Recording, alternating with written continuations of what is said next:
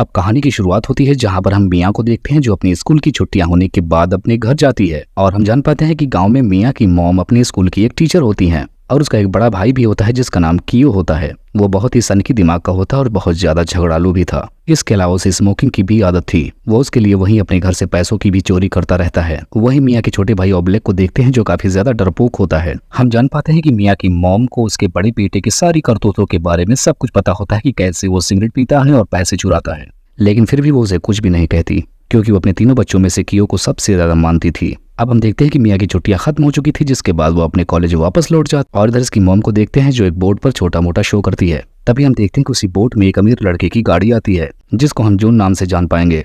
यहाँ पर जून मियाँ को देखने के बाद उसकी तरफ अट्रैक्ट होने लगता है, जिसके बाद वो उससे बातें करने की कोशिश करने लगता है, लेकिन मियाँ उससे ज्यादा बातें नहीं करती। जिसके बाद जून मियाँ से पूछ लेता है कि आखिर तुम कहाँ जा रही हो, जिस पर मियाँ बताती है कि वो अपने हॉस्टल जा रही है। तब जून मियाँ से कहता है कि मैं भी उसी तरफ जा रहा हूँ, तो इस तरह से मैं तुम्हें तुम्हारे स्कूल के हॉस्टल तक छोड़ दूंगा। जिसके बाद हम देखते हैं कि मियाँ भी उसके साथ जाने के लिए मान जाती है। जिसके बाद अब यहाँ पर जून मियाँ से काफी ज्यादा अट्रैक्ट हो जाता है और उसके काफी करीब जाने की कोशिश करता है और इस काम में काफी ज्यादा हद तक वो कामयाब भी हो जाता है। लेकिन तब तक मियाँ का हॉस्टल आ जाता है और वो जून को बाय बोलकर अपने हॉस्टल में चली जाती है। अब अगली सुबह जब मियाँ अपने स्कूल जा रही होती है तभी वहाँ पर रास्ते में वो जून की गाड़ी को नोटिस करती है। अब हम जान पाते हैं कि जून भी मियाँ के प्यार में पागल हो चुका था और उसे छुप छुप कर देखने के लिए उसके स्कूल के पास आया था। जिसके बाद हम देखते हैं कि मियाँ उसकी कार के पास आकर उसकी कार की विंडो पर किस करती है और इतना करते ही वो स्कूल की तरफ भागती हुई चली जाती है। अब अगले दिन हम देखते हैं कि मियाँ के स्कूल की छुट्टी थी, जिसके बाद वो हॉस्टल में अपने दोस्त से बात कर रही होती है, लेकिन तब तक अपने हॉस्टल की खिड़की के बाहर उसे जून की गाड़ी दिखाई देती है और इस तरह से वो गाड़ी के पास जाती है। जिसके बाद वो जून की गाड़ी में जाकर बैठ जाती है।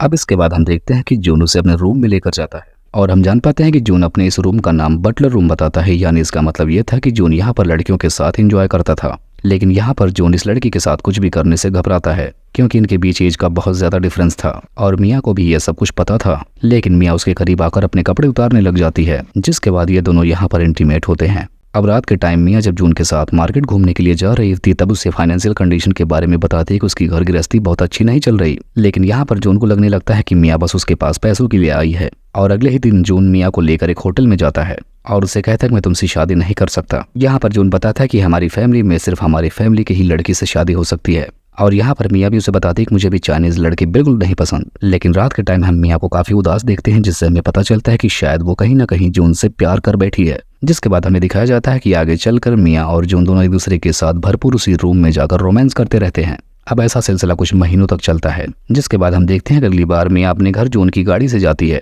यहाँ पर मियाँ जून के बारे में अपनी मॉम को सब कुछ बताती है। मियाँ अपनी मॉम से आकर बताती है कि वो मेरा बॉयफ्रेंड है, इसके अलावा वो बहुत अमीर आदमी भी है। लेकिन उसकी मॉम को शक हो जाता है कि इन दोनों के बीच बहुत गहरा अफेयर चल रहा है, लेकिन फिर भी उसकी मॉम से कुछ नहीं कहती। अब अगली सुबह हम देखते हैं कि जून मियाँ की फैमिली को बाहर खाने पर लेकर जाता है और वहाँ पर वो अपनी फैमिली के बारे में बात करता है, लेकिन यहाँ पर उसकी बात पर कोई भी ध्यान नहीं दे रहा था क्योंकि सारे लोग खाना खाने में मस्त होते हैं। अब अगले सीन में हम देखते हैं कि मियाँ और जून दोनों एक दूसरे के साथ कार में होते हैं, लेकिन यहाँ पर मियाँ जून को बताते हैं कि वो अगले साल फ्रांस पढ़ने के लिए जाने वाली है क्योंकि मियाँ का सपना एक राइटर बनने का था। अब जून ये सुनने के बाद उसे अपनी मॉम की अंगूठी यादगार के तौर पर देता है। असल में हम जान पाते हैं कि जून को भी मियाँ से प्यार हो गया था, लेकिन वो उससे कुछ नहीं कहता। अब इसके बाद हम देखते हैं घर जाने के बाद जून अपने पिता से मियाँ के साथ शादी करने को भी पूछता है, लेकिन उसके पिता इसकी इजाजत नहीं देते। यहाँ पर उसके पिता कहते हैं कि फ्रेंच लड़की से शादी करने के बजाय हम तुम्हारा गला घोट देंगे, लेकिन उससे शादी नहीं करने देंगे। उसके पिता इसलिए ऐसा कहते हैं क्योंकि उन्हें फ्रांस लड़कियां बिल्कुल नहीं पसंद। उनकी फैमिली में आज तक चाइनीज लड़कों की शादी सिर्फ चाइनीज लड़कियों से ही हुई थी और इस बात के खिलाफ जाना इनकी फैमिली में बहुत ही अशुभ माना जाता था।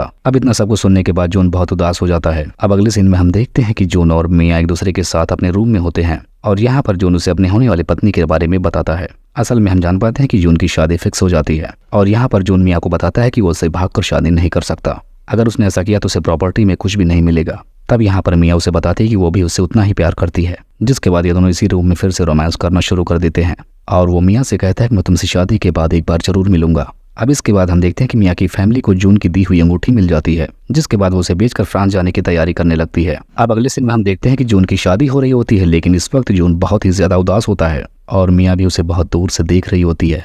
इस वक्त मियाँ के दिल पे पता नहीं क्या गुजर रहा था, लेकिन वो बहुत सैड थी। जिसके बाद हम देखते हैं कि मियाँ आखिरी बार जून से मिलने के लिए उसके बटलर रूम में जाती है, लेकिन उसके इंतजार करने के बाद भी जून वहां पर नहीं आता। अब अगले सीन में हमें दिखाया जाता है कि मियाँ और उसका पूरा परिवार फ्रांस जाने वाला है और अपने बोट के सामने वो जून की गाड़ी को बाहर खड़ी देखती है और इस तरह से उसे पता चल जाता है कि जून उसे आखिरी बार देखने के लिए आया है। अब बहुत सालों बाद हमें दिखाया जाता है कि मिया वहां पर जाकर एक सक्सेसफुल राइटर बन चुकी है और उसे एक दिन अचानक से जून का एक लेटर भी मिलता है जिसमें उसने लिखा था कि वो मिया के साथ बिताए हुए पल कभी नहीं भूल पाएगा। उसके साथ बिताए गए दिन उसकी जिंदगी के सबसे खूबसूरत दिन थे। अब मिया के इस खत को पढ़ते हुए इस कहानी का यहीं पर एंड हो जाता है।